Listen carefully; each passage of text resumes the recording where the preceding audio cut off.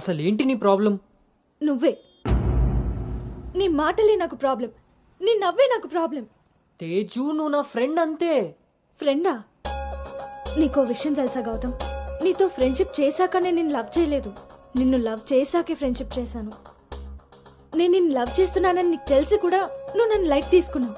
అయినా నేను మాత్రం సీరియస్గా ఫాలో అయ్యాను, సిన్సియర్గా లవ్ చేశాను. ఎంతలా అంటే నువ్వు పల్లవితో రిలేషన్షిప్లో ఉన్నా కూడా నువ్వే కావాలి అనుకునేంత. నువ్వు పల్లవితో స్పెండ్ చేసిన ప్రతి మూమెంట్ నాకు చెప్తుంటే పెయిన్ ఫీల్ అవుతూ కూడా దాన్ని తట్టుకోగలిగానేమో, కానీ నీ పైన ప్రేమను చంపుకోలేకపోయాను. ఇంకా ఇలా ఎన్ని రోజులు గౌతమ్? నా వల్ల కాలేదు. మా పేరెంట్స్ ఊరు నుండి రాగానే మీ పేరెంట్స్తో ప్రపోజల్ పెట్టిద్దామని మీ అంకుల్ నెంబర్ తీసుకున్నాను. కానీ నేను నిన్ను నోవోటల్ దగ్గర డ్రాప్ చేసి వస్తుండగా వేరే దారి కనిపించలేదు. నీ లవ్ కోసం నువ్వెంత సఫర్ అయ్యావో నా లవ్ కోసం నేను అంతే సఫర్ అయ్యాను.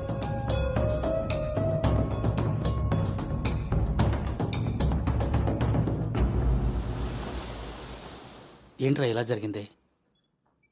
సాయంత్రానికల్లా శుభవార్తతో తిరిగి వస్తా అన్నావు, అలాంటిది సడన్గా ఇలా? సడన్గా ఏవి రావురా, అన్నీ ఎప్పటి నుంచో ఉంటాయి, సడన్గా బయటపడతాయి అంతే.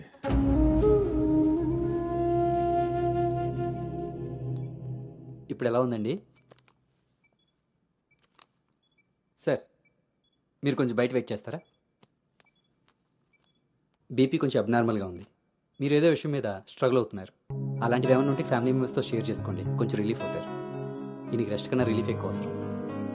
Take care.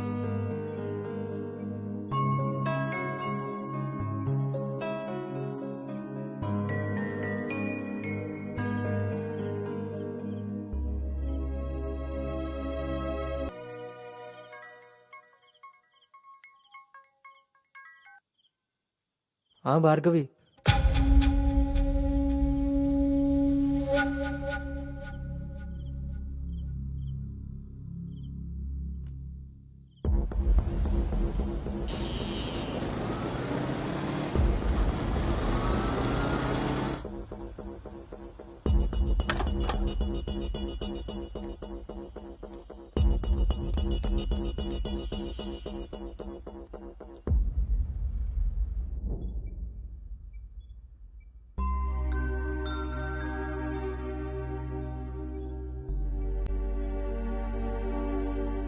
తప్పు జరిగిపోయింది అంకుల్.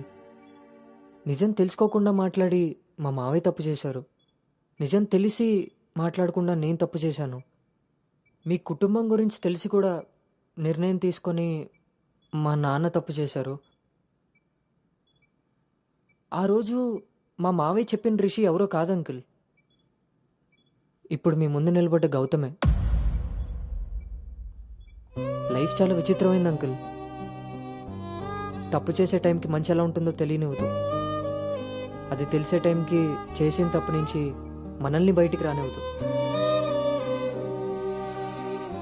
నేను ఇప్పుడు అదే పరిస్థితిలో ఉన్నాను.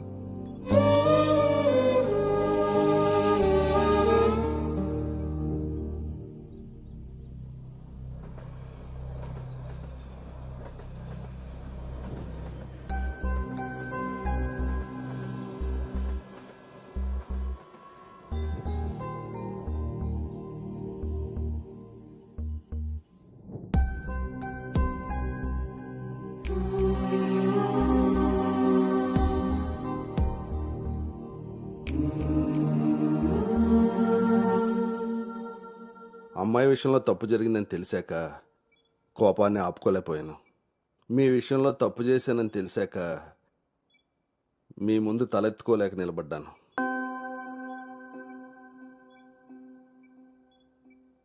ఎదిగే పిల్లలకి స్వేచ్ఛనిచ్చే మనం మన పిల్లలు ఎదిగిపోయారన్న విషయం కూడా తల్లిదండ్రులుగా మనం గుర్తించగలగాలి. అయినా పెంపకం అంటే పిల్లలకి ఏమీ తెలియకుండా పెంచడం కాదు, వాళ్ళకన్నీ తెలియాలి. అందులో ఏది మంచో ఏది చెడో మనమే తెలియపరచాలి. పిల్లల విషయంలో తప్పు మన పెంపకం అయితే పొరపాటు వాళ్ళ ప్రయాణం.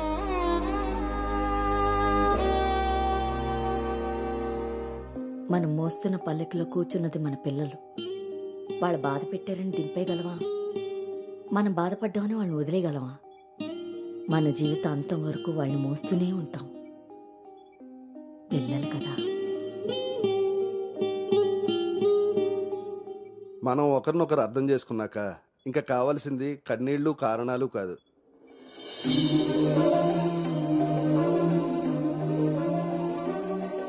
నాకు ఈ పెళ్ళొద్దు నాన్న.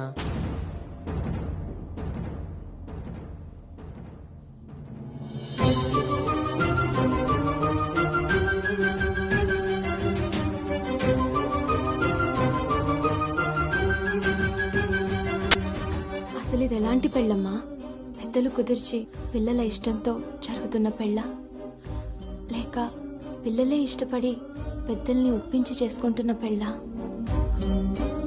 పెద్దలు చేసే పెళ్లిలో కానీ పెద్దల్ని ఎదిరించి చేసుకునే పెళ్లిలో కానీ పెళ్ళి ఎలా ఉంటుందో ప్రేమ కూడా అలానే ఉంటుంది.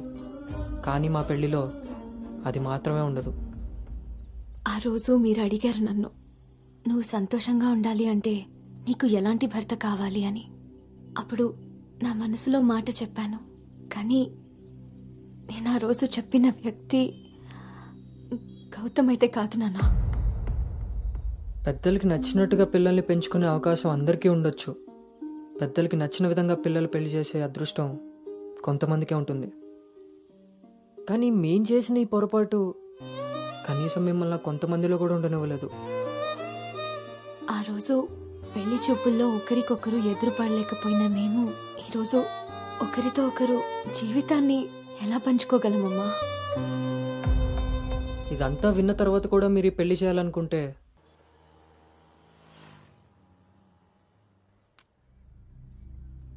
చిన్నతనం నుంచి నువ్వు నేను ఒకే ఊర్లో పెరిగాం. నిన్ను తాకిన గాలే నన్ను తాకింది, నువ్వు తాకిన నెలనే నేను తాకాను. మన పరిచయం విచిత్రం, మన ప్రయాణం ఇంకా విచిత్రం.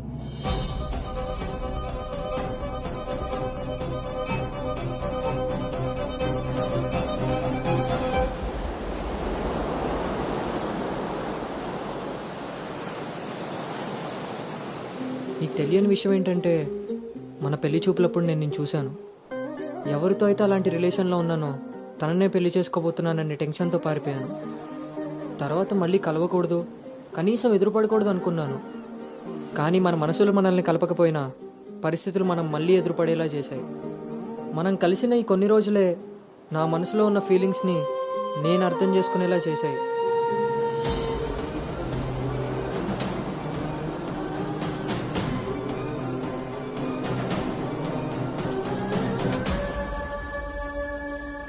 ప్రేమ అందంతోనూ ఐశ్వర్యంతోనూ పుడుతుందని తెలుసు, కానీ కేరింగ్ వల్ల కన్సోలింగ్ వల్ల పుడుతుందని నా విషయంలోనే తెలుసుకున్నాను.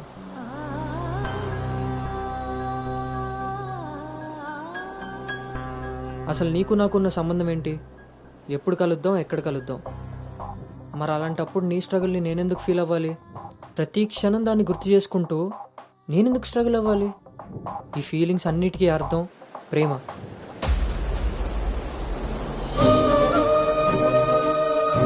ఆ విషయం చెప్తే నన్ను తప్పుగా చూసి దూరం చేస్తావేమో అన్న భయంతో చెప్పలేకపోయాను. కానీ నువ్వు పెళ్లి చూపులకు ఒప్పుకున్నాక అర్థమైంది అది డౌట్ కాదు, నిజమని. ఎందుకో తెలుసా? నిన్ను చూసుకోవడానికి వచ్చే పెళ్లి కొడుకు నేను కాదని నీకు తెలుసు కాబట్టి. నువ్వు అక్కడ పెళ్లి చూపులకు ఒప్పుకున్నావంటే ఇక్కడ నన్ను లవ్ చేయట్లేదనే కదా. మరి నేనెందుకు ఒప్పుకున్నానో తెలుసా? నన్ను చూస్తే నువ్వు ఎలాగో నచ్చలేదని చెప్తావు. ఆ మాట విని నా మనసు బాధపడుతుందని తెలిసినా మా నాన్న మాట కాదనకుండా వచ్చినందుకు కనీసం ఆయనైనా సంతోషపడతారని వస్తానన్నాను. నేను పల్లవిని దాటి అనుని చేరడానికి చాలా ప్రయత్నించాను, కానీ చివరికి రిషిగానే మిగిలిపోయాను. అలానే నా మనసులో మాట ఎవరికి చెప్పకుండా ఉండలేను. అను నీతో కలిసి తిరగడానికి పరిచయం సరిపోయిందేమో కానీ నా ప్రేమని చెప్పడానికి ధైర్యం సరిపోలేదు. నేను నిన్ను ప్రేమిస్తున్నాను అని గట్టిగా చెప్పాలనిపించింది, కానీ అప్పుడు ఎలా చెప్పాలో తెలియలేదు. ఇప్పుడు ఏం చేయాలో అర్థం కావట్లేదు. అందుకే నా అనుకు ఏదైతే చెప్పాలనుకున్నానో దాన్ని తన సోల్మేట్ అయిన నీకు చెప్పుకుంటే కనీసం రిలీఫ్ అయినా దొరుకుతుందని చెప్తున్నాను.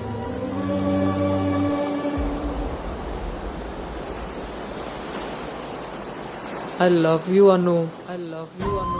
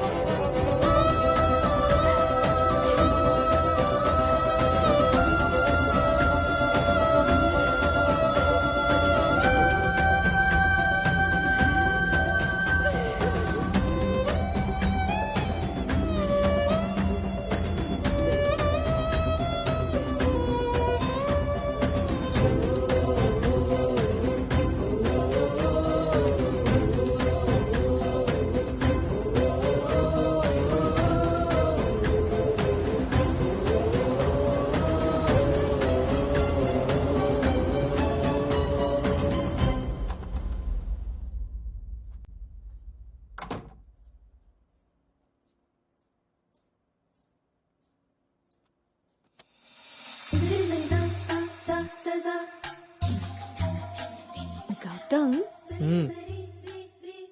నేనొకటి అడగనా? ఇప్పుడే కదా అయింది మళ్ళీనా? ఛీ, అబ్బా. అది కాదు.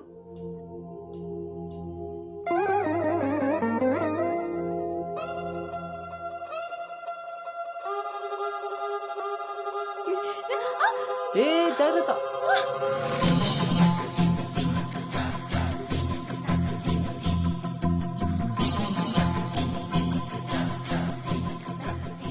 ఆ రోజు కూడా రైల్వే స్టేషన్లో ఇలాగే పట్టుకోవచ్చు కదా, ముద్దెందుకు పెట్టేశా?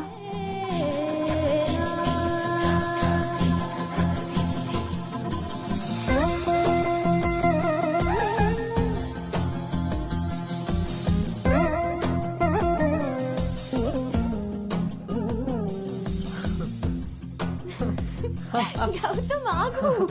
అను అను ప్లీజ్ ఇప్పుడు వద్దు. ఇప్పుడు కాక ఇంకెప్పుడు?